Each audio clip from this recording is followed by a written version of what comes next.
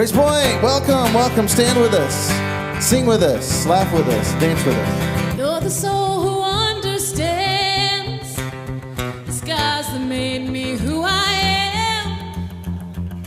Through the drifting sands of time, I got your back, you got mine. If you bear a heavy load, I'll be your wheels, I'll be the road. see us through thick and thin, for love and loss until the end. Oh, you carried me with you from the highest of the peaks to the darkness of the blue. I was just too blind to see, like a lighthouse in a storm. You're always guiding me. It's true. You carry me with you from the day it all began. Yeah, you were there, took my hand when I fell a bit too deep. You watched me as I fell asleep, and when my head was in the clouds, you found a way to pull me out, pick my heart up off the ground, and showed me love was all around. Yeah, come on, sing it. Yeah, you carried me with you from the highest of the peaks to the darkness of the blue. I was just too blind to see, like a lighthouse in a storm. You were always guiding me. It's true. You carry me with you. Oh, we'll be sitting on the world together, watching as the days turn into night. We know how to brave the stormy weather. We're never giving up without a fight. If you should ever bear a heavy load, I'll be your wheels, I'll be the road. I'll see us through the thick and thin, for love and loss until the end. Oh, you carried me with you from the highest of the peaks to the darkness of the blue. I was just too blind to see, like a lighthouse in a storm. You were always guiding me. It's true. You carry me with you. Oh, you carry me with you.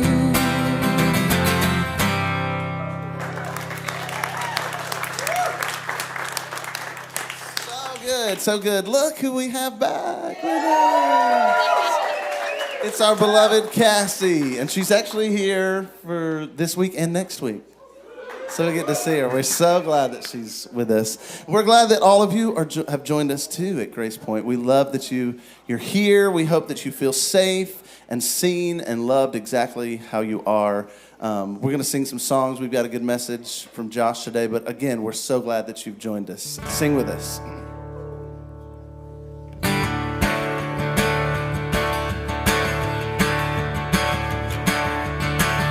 I see the morning coming in your eye. Jubilee, Jubilee. It's shining brighter than the sun in the sky. Jubilee, Jubilee. Yeah. I hear the joy bells ringing in your voice. Jubilee, Jubilee. Your kind of singing cutting through the noise. Jubilee, Jubilee. Oh, Jubilee. Jubilee. You're the kind of joy that I need.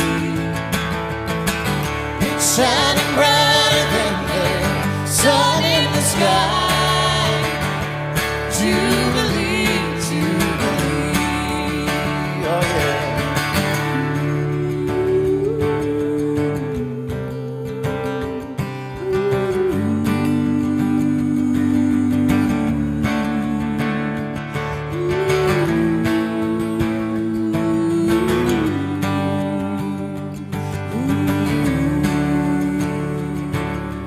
Come on, let's sing it, Jubilee. Oh, Jubilee.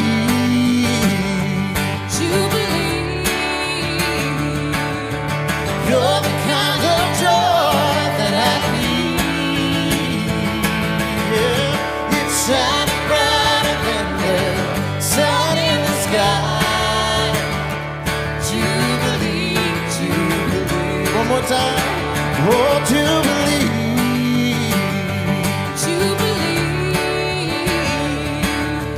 You're the kind of joy that I need.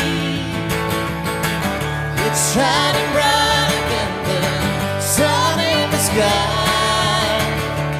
Jubilee, Jubilee. Yeah. Jubilee, Jubilee. One more time.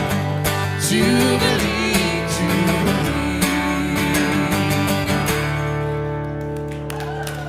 Beautiful. I hear you singing. You sound good. You look beautiful. We're so glad that you're here. What we'd love for you to do now is make some friends. Talk to each other. Have conversation.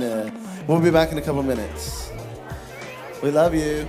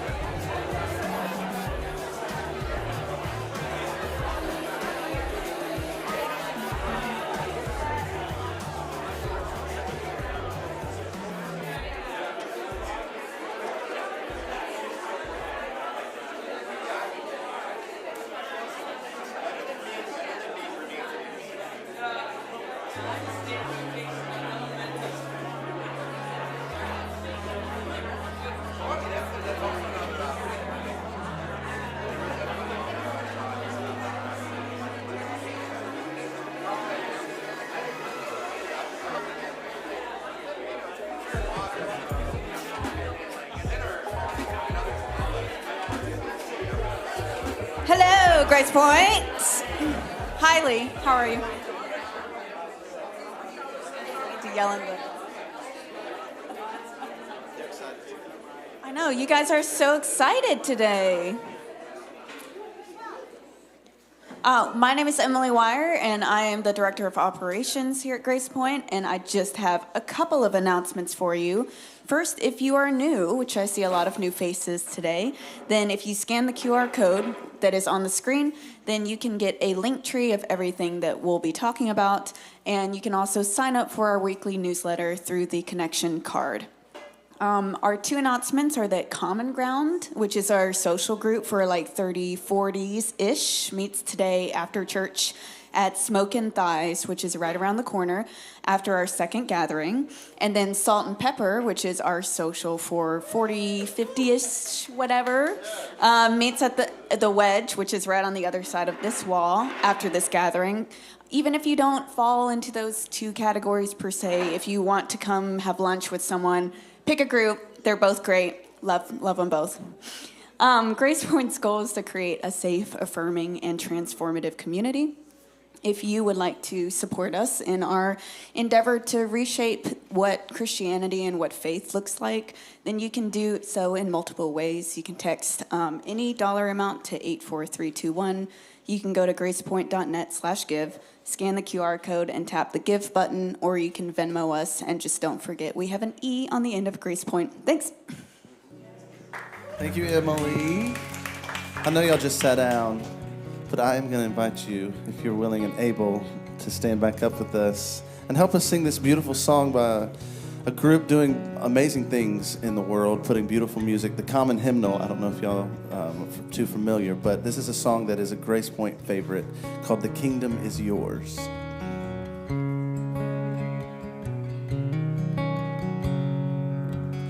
Blessed are the ones who do not bury all the broken pieces of their heart. Blessed are the tears of all the weary, pouring like a sky of falling stars. Blessed are the wounded ones in mourning, brave enough to show all of their scars. Blessed are the hurts that are not hidden, open to the healing touch of God. The kingdom is yours. The kingdom is yours. Hold on a little more. This is not the end. Hope will be restored. It will come again.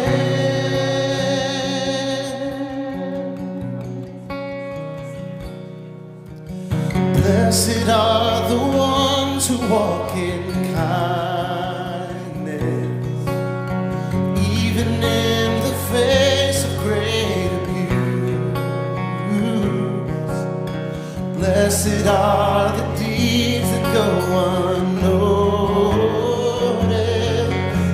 serving with unguarded gratitude. Blessed are the ones who fight for justice, longing for the coming day of peace. Blessed are the ones who thirst for righteousness, welcoming the last, the lost, the least. Come on, sing it out. The kingdom is yours. Oh yes, the kingdom is yours. Hold on a little more. This is not the end. Hope will be restored. come. Sing it again, the kingdom is yours. The kingdom is yours. Oh yes it is, yes it is. The kingdom is yours. Hold on a little more. This is not the end. Hope will be restored. Peace will come again. Oh,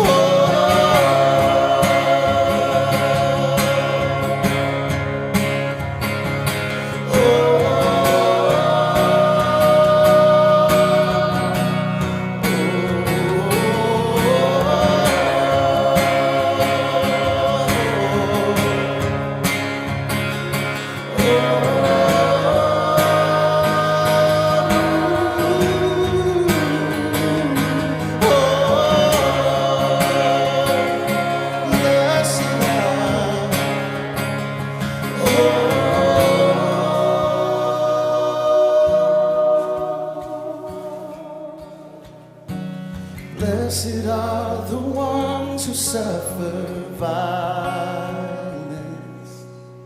still have strength to love their enemies. Yeah. Blessed is the faith of those who persevere.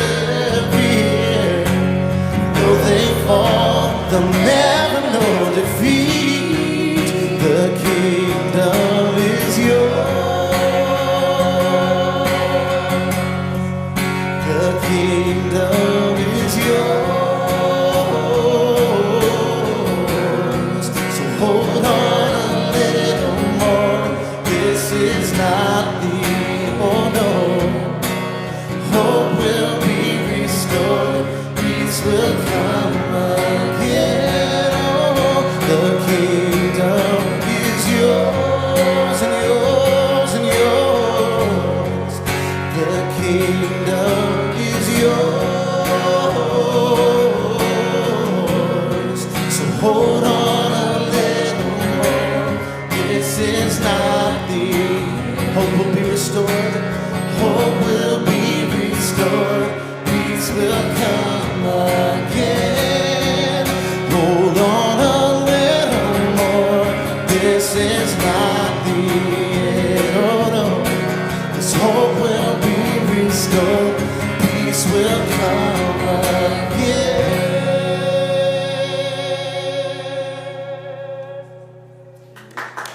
Amen. Beautiful. You can be seated.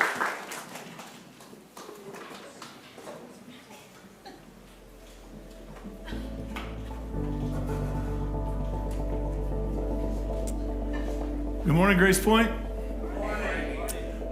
It is so good to see you. I just love that song, and I especially love it today because Cassie's here, and we're so glad to see her. And we get next week too. Wow, didn't know that going in. It's even more exciting. My goodness. How's everybody doing? Good. I asked that at 9 o'clock and just got stares. So I don't know. You all are a little bit ahead of the game. So a quick announcement before we jump in. Today, right after this gathering at the Wedge, which is next door, which you may be able to go through the door on the place there. If not, you have to go around. But if you are interested in leading a Connect group, we're going to start signups for those next week. So today we're going to meet with those who are willing to host or facilitate. You should have gotten emails from me this week if that's you. If you hear that today and you're like, hey, that could be me, we're going to go over there for lunch and just talk through what our hopes are for this and just sort of lay out some common things we can all share in how we lead our groups. So please, if you're interested, go over there for that. If you're interested in doing that but you can't go over, just see me after the gathering and make sure I have your info, and then I'll update you this week. So usually, we just finished a series last week on the Gospel of Mark that took roughly 18 years. And I like to do series. I like to do generally long series. Most of the time, most of the series I do are 6 to 8 weeks at least. And I just find that it helps people know what to expect. It helps me stay on track with what I'm doing. But one of the things that happens when I'm in the middle of a long series is that other stuff pops up that I think, I'd really like to talk about that. And then I just don't get a chance to talk about it because I've been in a really long series. So we're not jumping into a new series at all this month. I'm just going to share some things that I've been wanting to talk about. And so this week and next week, you'll hear from me. The next week, the 21st of April, you'll hear from our founding pastor, Stan Mitchell. That's going to be a good time. And then I'll come back at the end of April and sort of wrap up our non-series series. I could tell you were on the same wavelength I was. And so what we're going to do this week, one of the things I've noticed, I think for many of us, and let me just speak for me. If somebody had asked me 30 years ago, what is the point of being Christian? Or what is the point of being a Christian? Or what is the point of going to church? I would have probably said something like this. The point of being a Christian, the point of going to church is to believe in Jesus in the present to avoid hell in the future. Does that sound familiar to anybody else? Like the entire reason I was a Christian was I was going to believe in Jesus now so I could go to heaven and really importantly avoid hell later. That was and there was some other stuff that happened. It was really, if I wanted to sum it all up, it would be summed up like this. Believe and behave. Right? Believe all the right things how many of you know if you believe all the right things? It troubles me when people are like, yes, I believe all the right things.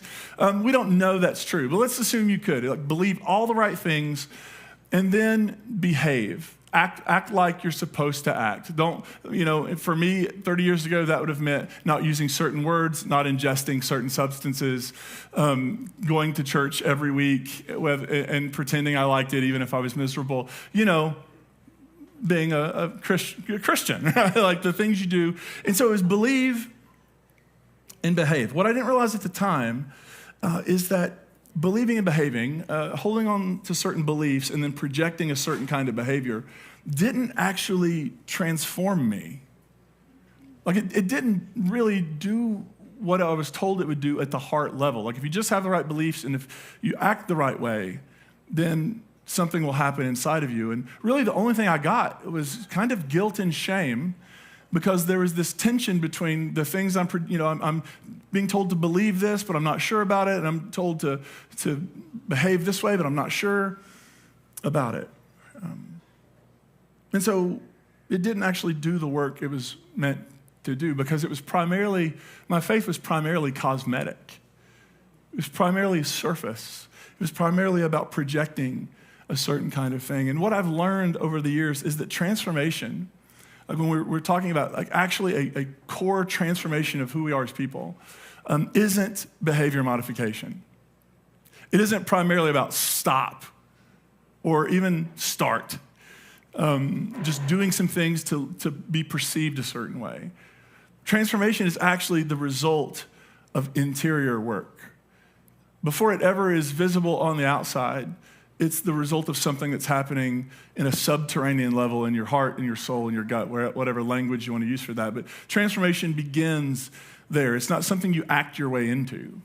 It's something that begins inside of you and eventually spills over outside of you, which also means you don't see it necessarily all that quickly, right? Because it's something happening beneath the surface. A couple examples of what I mean by this. How many of you have ever had in your life, or somebody you care about in your life has had a garden before? Okay.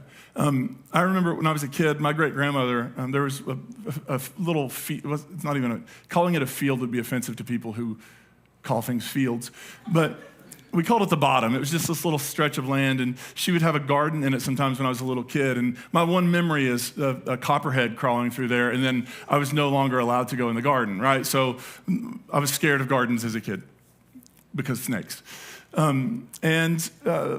As I got older, though, and moved away from I'm from coal country, I'm from Appalachia. Not a lot of people had gardens because it's hard to have a garden that's like this on the side of a hill. And I went to flatter land, and people had things like gardens.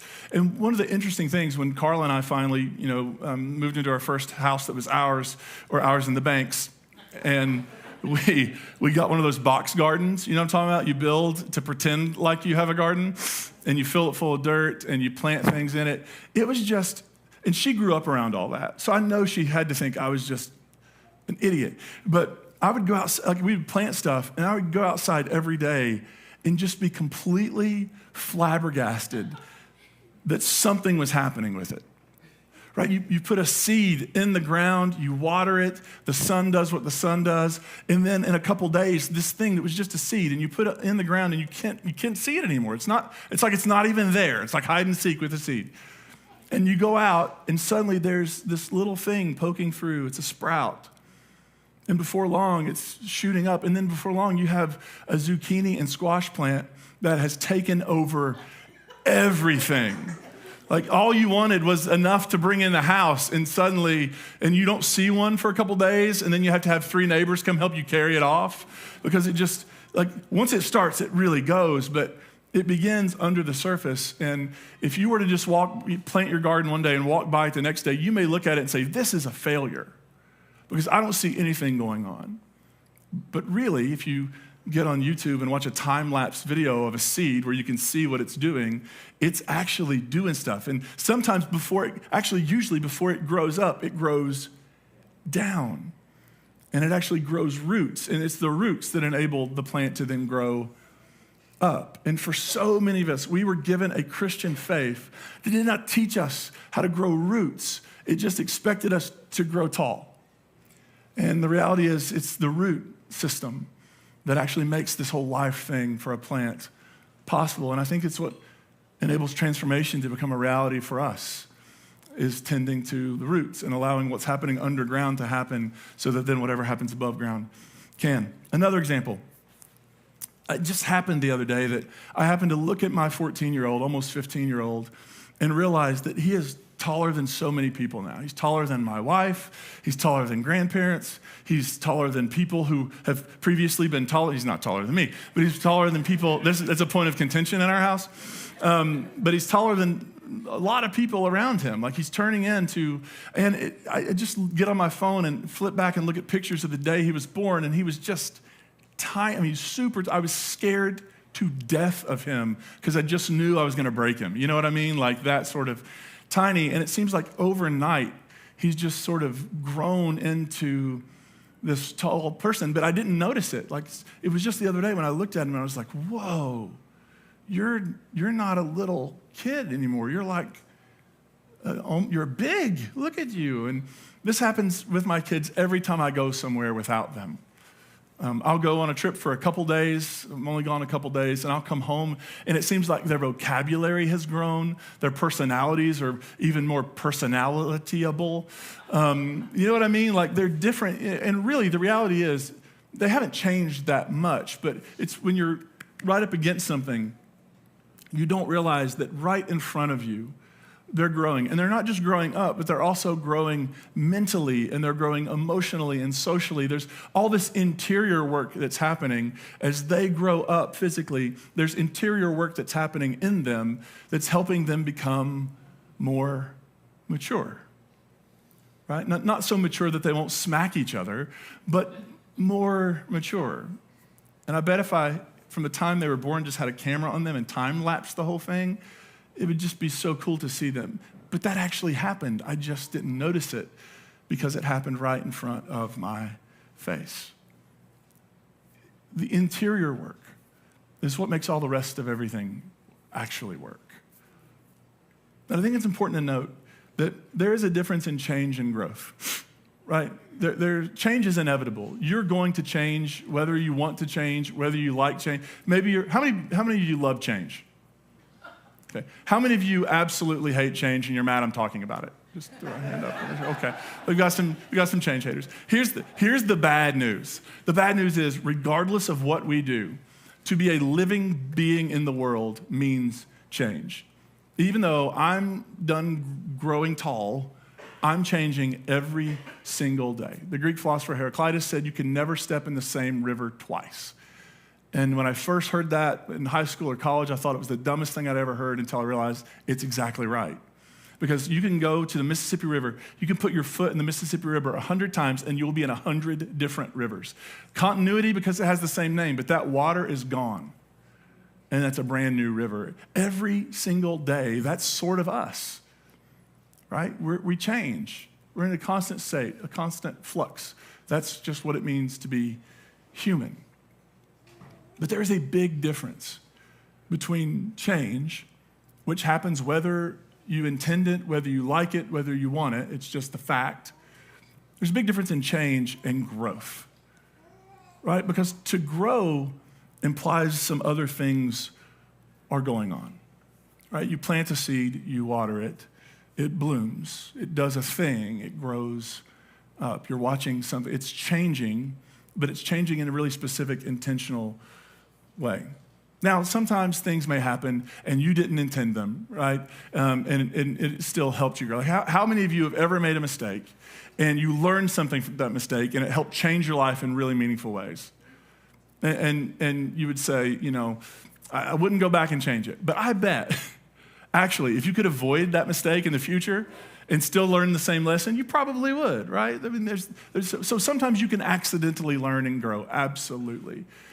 But change is not the same thing as growth. Growth is what happens when there's been some intention applied to it, because transformation is the result of intentional interior work.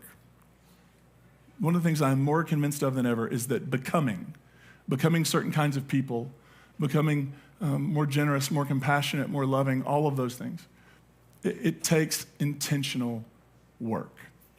Yes, you may accidentally be generous sometime. That's not what I'm talking about. But becoming that kind of person is an intentional process. And throughout the scripture, there are these, Jesus loved an agricultural metaphor, right? Partly because that's where he's from. He's from an agricultural area.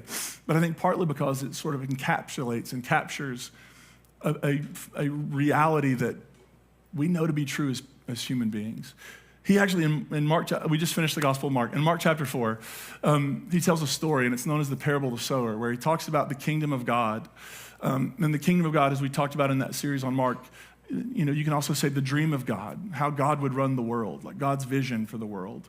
That the kingdom of God is like a seed that is sown on different kinds of soil. And there's soil that is shallow and soil that is rocky and and then there's soil that is good. And when the seed lands on the good soil, it produces, right? Sometimes soil is just good, but often soil takes a little work, right? It takes some tilling up. It takes some preparation. How you get good soil is not always just like, well, wouldn't you know? Look at that. That happens to just be good soil. Sure, but even good soil needs work. It needs collaboration. And it needs partnership. In John 12, Jesus says this, "Very truly I tell you, unless a grain of wheat falls into the earth and dies, it remains a single grain. But if it dies, it bears much fruit." Right? There's this image of a seed, of something being buried in the ground, right? Something essentially counterintuitive, like this is being buried. It's like death in some way. But from this death, life begins to emerge. How many of you have ever been around a compost heap? It's counterintuitive, isn't it? Let's take all the dying stuff and use it to be the engine of new life. It's what is called the Paschal mystery, right? And it's not just bound up in Judaism and it's not just bound up in Christianity, but it's this like human understanding that somehow death becomes the engine of life. That something being buried, if tended in the right way, can actually bloom and grow and become life-giving. Paul uses this same metaphor. And I don't know if you spent a lot of time in 1 Corinthians, but the Corinthians were kind of a mess. They had a lot of division and a lot of problems going on in their community. One of the problems they had is they were arguing over who was the best preacher. And in the community, they just couldn't get along because they were all arguing, like, my preacher is better than your preacher. And so you had some of them who were saying, when Apollos gets up and talks, it is so powerful. He's such an orator. It's just brilliant and moving, and I love to hear from Apollos. And then somebody else was going, yeah, but what about Paul? Paul's that tell it like it is. It's not super polished, but wow, he really knows how to bring it. And then there's somebody else in the room who's going, well, I really just like to hear Jesus talk. There's been a Jesus juke since the beginning. Y'all, somebody did the first one, and it's caught on ever since. And I don't know how you like to hear Jesus talk in the 50s because he'd been gone for a while then, but somebody's like, I just want to hear Jesus. And Paul comes along and he says, look, these divisions are not only ripping your community apart, but they're really, really silly because, and then he says this, what then is Apollos? What is Paul? Servants through whom you came to believe, as the Lord assigned to each. I planted, Apollos watered, but God gave the growth. Paul describes transformation using this seed imagery. Like somebody came along and planted a seed, and then somebody else came along and watered the seed, but ultimately it was God, it was the soil, creation, all of it working together that produced a plant, that produced something that could bloom and provide goodness, nourishment, and all that stuff. At the core of our tradition, at the core of the human experience is this sort of understanding that if we want to become certain kinds of people, then really it's not about figuring out the right mask to wear, the right facade to put on, but it's actually this interior work of tending the soil, of planting good seeds, and of watering them and putting them in the right sun and weather conditions to produce a bountiful harvest. So I want to think about that. Like if the point of faith is not to get a ticket for the afterlife, and that no longer works for me at all. If the point of faith is to become certain kinds of people, if it's to be transformed, how does that happen? How do we experience transformation? And I found that asking questions is one of the best ways to get somewhere, because curiosity is your friend. And too often we've looked for statements with periods or exclamation points when maybe the most powerful statements of faith have question marks at the end of them. So just a few questions. I think one of the most important questions we can ask on this journey toward transformation, and it's a question that I really, to be honest with you, don't think about asking on a regular basis. What kind of people do we want to become? Do you think about that on a regular basis? Like what kind? You know what I think about on a regular basis? Survival. I just want to be alive and not in jail at the end of the day. Like that, if I can do those things, then it's been a good day. But really, like what if we stopped and our first question is, who do I want to be? What kind of values do I want to have? And again, you might accidentally skip and fall into certain things and certain ways of being and certain ways of growing. But the reality is, intention creates way more opportunity for us to become the kind of people we want to become in the world. So that first question is, what kind of people do we want to become? I bet there's not a lot of people who'd wake up and say, you ever watched a movie where there's a really good villain? I want to be that. There may be a handful of people, but I think most people don't wake up and say, I just want to become kind of selfish, stingy, mean-spirited, hateful. I want to try to harm as many people as possible. I don't think we wake up that way in most mornings. Maybe I'm too optimistic, but I don't. I think one of the ways that we fall into those sorts of things, like stinginess and greed and hatefulness, is by maybe not asking the question and thinking through who do I want to be and how do I get there? What kind of values do I want to shape and mark my life? Another question, once I sort of have this idea of who I want to become, what are the practices that can help us get there? Right? So I want to be this generous, kind, compassionate person. What steps can I take and what things can I do that help me become that kind of person, help me get to that kind of person, which maybe we should ask more questions like, what is it that opens your heart? What makes your heart feel more expansive? Do you know what that feels like? What is it that takes you to that Grinch level of heart size?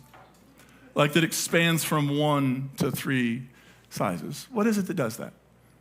Here's the thing. I bet some of you are here right now in church because there's something about gathering in a room full of people and singing songs and talking about things that matter that somehow open your heart a bit and allow you to be more engaged and allow you to grow in beautiful ways that you want to grow. I bet this is a progressive church. You're not here because you're afraid of what's going to happen if you don't come, right?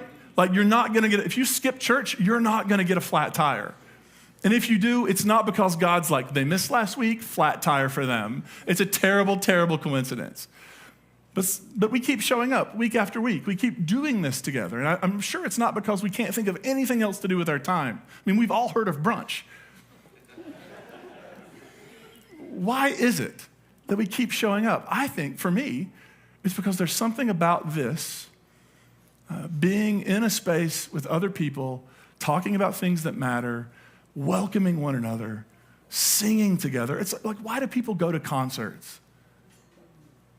Do you ever go to a concert and just think, I am not going to sing and I'm not going to enjoy this? No, one of the reasons I go to concerts is because there are certain artists who can take 70,000 people who would be in a fist fight in the parking lot and bring them together somehow to have an experience that I can only describe like when we were singing Friends in Low Places, my heart just went. You know what I'm talking about, right? It does it. That's why you're here. That's why we keep doing this. That's why we keep coming back. What else opens your heart? Maybe it's being with certain people.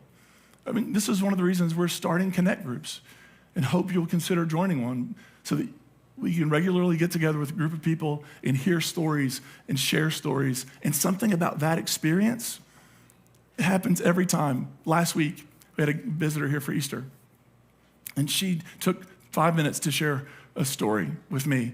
And when she was done, I could literally feel my heart expanding. That's why we do it.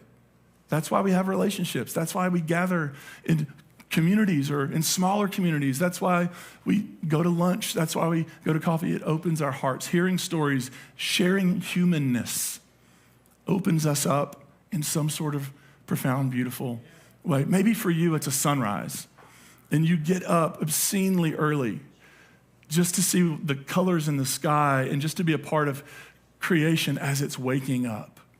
And something about that starts you off. Or maybe I like sunsets because they happen later.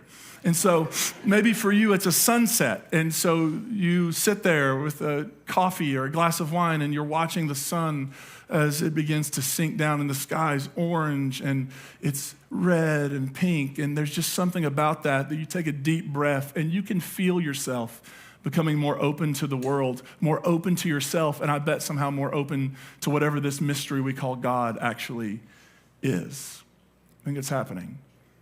For me, one of the places almost always is by the ocean, and that's where I spent the last week. So my heart is like, there's something about, like for me, it's in my brain, I think, life came from the ocean. Like that's what scientists tell us. Like all this stuff all this life began in the water. And there's something about being on the beach, toes in the sand, listening to the water come in and watching the rhythm that is baked into creation, this ebb and flow of the water, and listening to my kids laugh and chase seagull. I have my oldest daughter was convinced this was the year she would catch a seagull. And every time, it was a very Wile E. Coyote Roadrunner. Sort of said she's setting traps. It was great to watch. She didn't get one, but my gosh, she got close and we were nervous.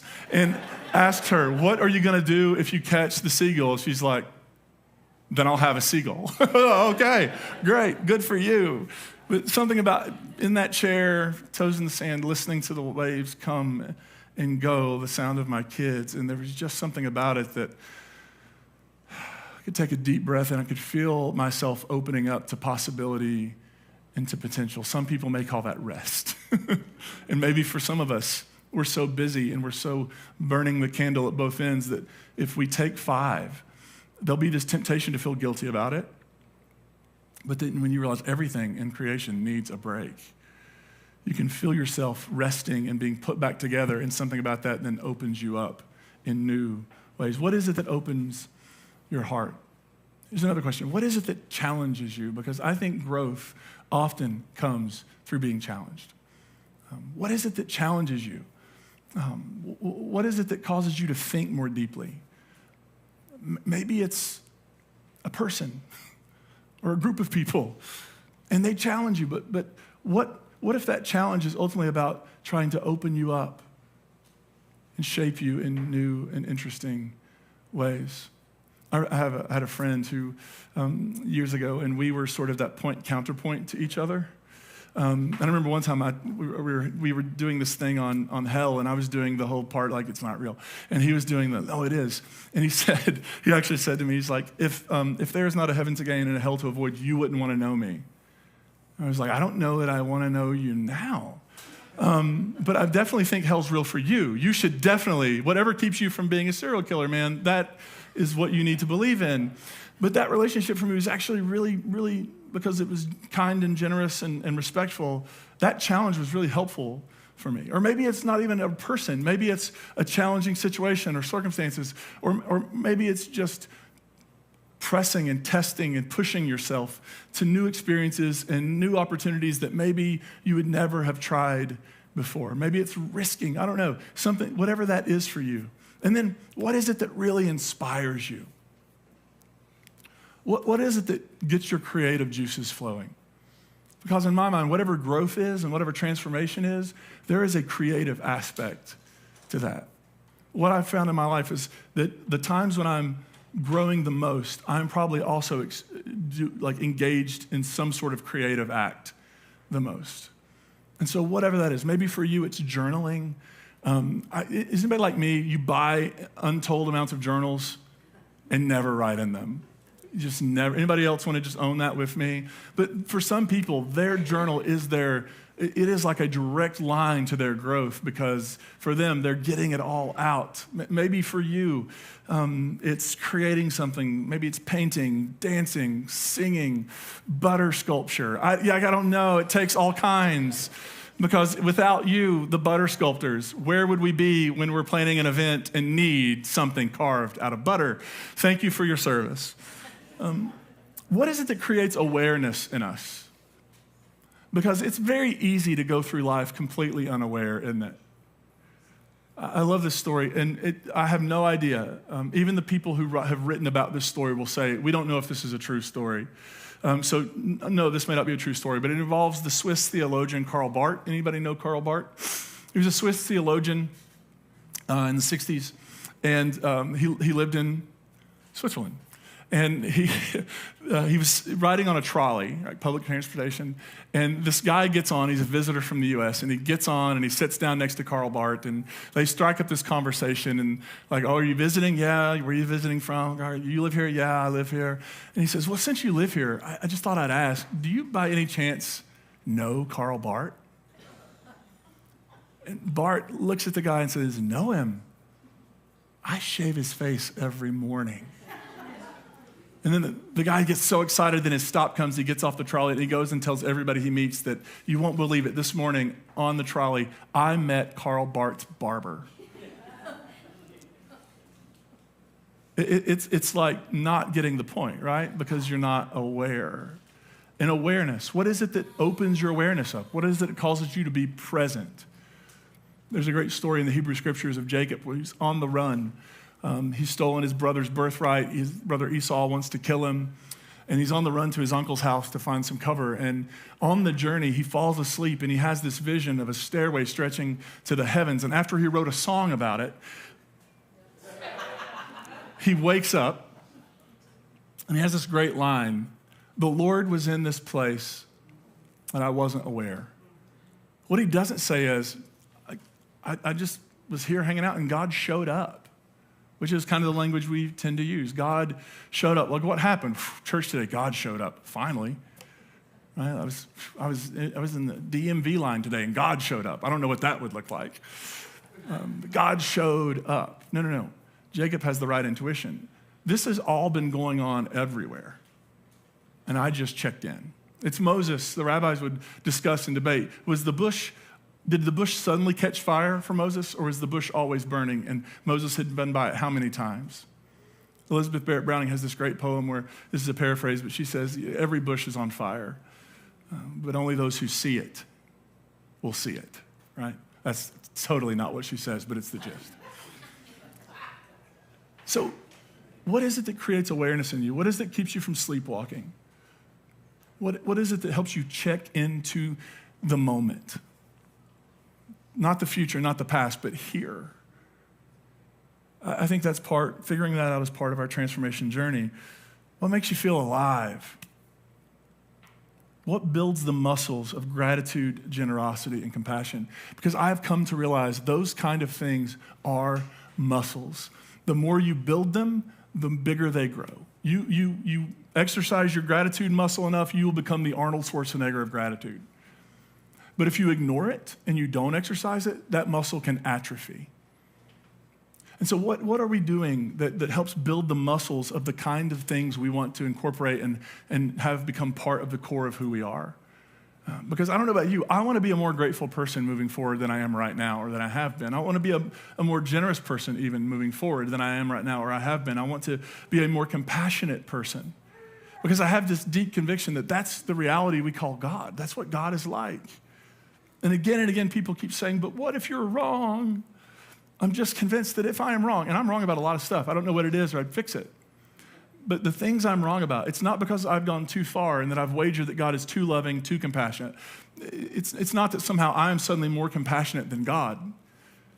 It is that we still haven't caught up to where this reality called God is inviting us to go. So what is it that exercises the muscles of the values that matter to us? What is it that helps us do those sorts of things? And then I did this at 9, and I think I have some time to do it here too. But real quick, does anybody else, we just have a what at the bottom. Does anybody have an idea? Is there a practice for you that helps you, what the kids say nowadays is a lock in? Is there something that helps you transform? Is there some question, some practice, something that anybody wants to share? It's not, you don't have to share, by the way. Don't feel like you're put on the spot. Yes? I'd like that for one. Question is, what helps you become present and safe in your body? Okay. What helps you become present and safe in your body? So for me personally, that's I start off my day I'm a water baby, and so I start off the day in the hot tub. And so I have sensory processing issues, and so for me to have a unison experience in my body, all feeling the same sensation, helps me get present when the rest of the day I'm normally experiencing as an empath all the sensory experiences outside me. It helps me stop and focus on what's going on inside. So the question is, what's really going on inside? What's going on inside my body? How am I being safe and present? Yeah. And saying, like, no, I am safe. And then start listening to, where do I notice tightness? Where do I notice pain? Where do I notice tension? Yeah. Are those emotional experiences that I haven't processed yet? Yeah. Are those emotional experiences that I want to continue to process? And so I can kind of double tap or double click belonging or love or joy and focus on the experiences I do want to have present in my body. Yeah. So paying attention to what's going on inside of you. Anybody else raised in a religious tradition that kind of told you to do the exact opposite of that? And so, like, we're born, and then we enter a religion that is trying to divorce us from our body and divorce us from our experience and divorce us from our feelings and divorce us from all of that, just sort of disconnect us. When the whole idea of religion should be about reconnecting us, not with some bigger, with ourselves. It's about coming home. Yeah, so good, thank you. Anybody else? Yes? I would say like what empowers us or reminds us of our capacity. So something I do is I struggle with mental health a lot. So working out in the morning, even if it's 20 minutes, reminds me that no matter, like, I can't do those 2 more squats, but I do the 2 more squats. And it reminds me that even when I'm feeling challenged or small or incapable or I'm doubting myself, that I can do hard things. Yes. Like, the world's a scary place right now, so we can often feel like victims or like helpless, and what can we really do? So doing those things that empower us. Yeah. So good. Doing things that empower us and remind us, I'm repeating it for the online folks, and remind us of our capacity that we can do hard, difficult things. Yes? Opening up and being vulnerable. Yeah. And that helps me grow, but also it usually invites the other person to do the same thing, so it causes connection. Yeah, opening up and being vulnerable. And you're exactly right. That ends up being a two-way street. I've been a pastor for like 27 years or something like that now. And I can tell you that the pastoral care side of my work, when people come and they share their lives, it actually, it does not have a neutral effect. Right? There's something about that is transformative, being able to walk through with, both giving and receiving vulnerability. Anybody else? Murph? What big ideas do I have certainty Oh, what big ideas do I have certainty about, and should I question that? Yeah. You know what I think is an interesting exercise for that is, I've had folks do this over the years, and I've done it, and it's really interesting, is to get a Sharpie and a pencil and write down right now what ideas, beliefs, whatever you have that you think are in Sharpie that are like, I'm on it. This is not changing. And then what ones would be in pencil? And regularly do that over the years. And what I've found in my own experience is there's far less Sharpie than there was in the beginning and way more erase marks. And so, yeah, what is it, that I'm holding on to, sort of that whole certainty vibe? Yeah. Anybody else? Yes? What gives you peace? Mm. So for me, my prayer life has changed throughout the years, and probably the only thing sometimes I can muster in the mornings is just to pray that God gives me the fruits of the Spirit. Mm. It's just a very quick request that will help me through my day. Yeah, what is it that gives you peace? And practices like prayer, for those of you that prayer is an important part of that. There are lots of things that can help cultivate that sense of peace. Beautiful. Anybody else? I was going to say therapy. It Yeah. involves several of these, but having a safe space to ask questions or to just vent Yep. and not be judged. Yeah, therapy. Yeah. So important. Anybody else? What do all these things we're talking about have in common? I think it's that at somewhere in all of them there's a verb. And that ultimately transformation, I love to think, I try to do it at least once a day, not to brag. But thinking is important. I love thinking. I love processing big ideas. I love all of that. But the journey of transformation at some point, and yes, it involves thinking, but it also involves verbs. It involves action, right? It involves watering the seed that has been planted. And it's also not just a one-time thing you do, like, well, I watered the seed and now it's grown and I'm done for like the rest of my life. No, it's this, just like there are seasons and there are planting seasons and different things are planted in different seasons.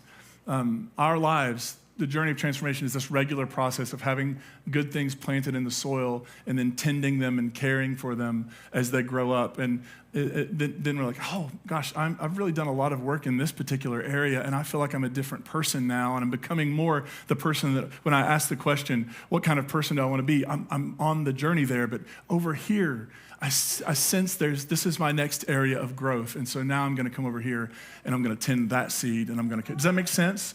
So it's ultimately not just about thinking, although thinking is a part of it. It is also about acting and doing the things, engaging in the practices and engaging in the steps that actually create and tend and make blooming possible for all of us. Are you with me? Yeah, let's pray. God, may we cultivate a sense and a vision of the kind of people we want to be, moving more and more towards love and generosity and compassion and goodness. May we have that vision, and then may we have wisdom and courage as we take the steps that will enable us and empower us to experience the transformation we're looking for. We trust that all the seeds we need are already planted in the soil. It's already all in there. So may we do our part to tend it, to water it, to cultivate it, so that we can become the people we long to become, because the world needs people who are fully and beautifully alive. And may that be our story. We offer this in gratitude and in the name of Jesus. And everybody said, amen.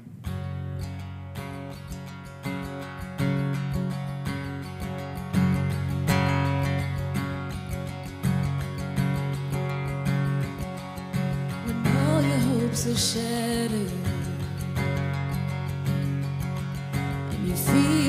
like your soul is at sea. Your dreams don't seem to matter. Your heart is bruised and battered. You can't feel anything. Love anyway. Love anyway. When your world has gone to hell, no story left to tell. Love anyway. I have been a long lost pilgrim, built my home on fragile faith, been the victim and the villain, still the father to my children, owner of a heart that's slowly changed. Love anyway.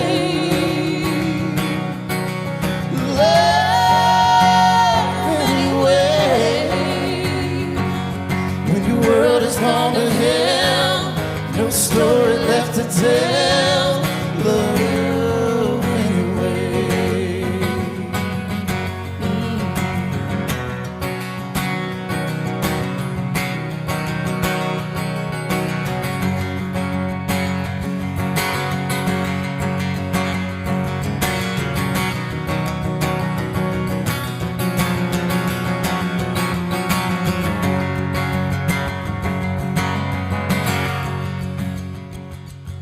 Broken promises, truth and consequence, pride and tenderness, all those failed attempts, joy and happiness, joy and happiness, joy and happiness.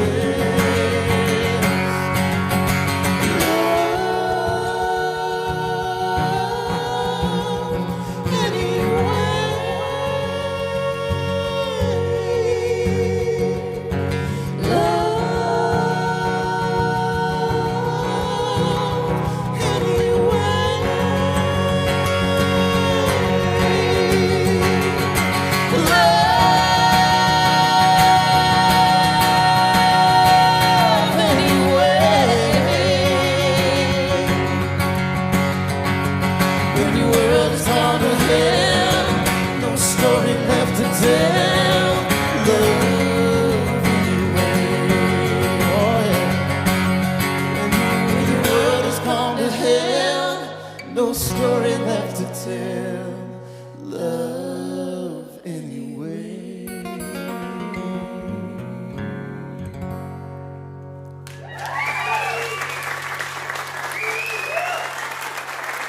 We love you, GracePointe. Thank you for being with us today. We hope you have a good week. Enjoy this beautiful spring weather. We'll see you back next week. We love you.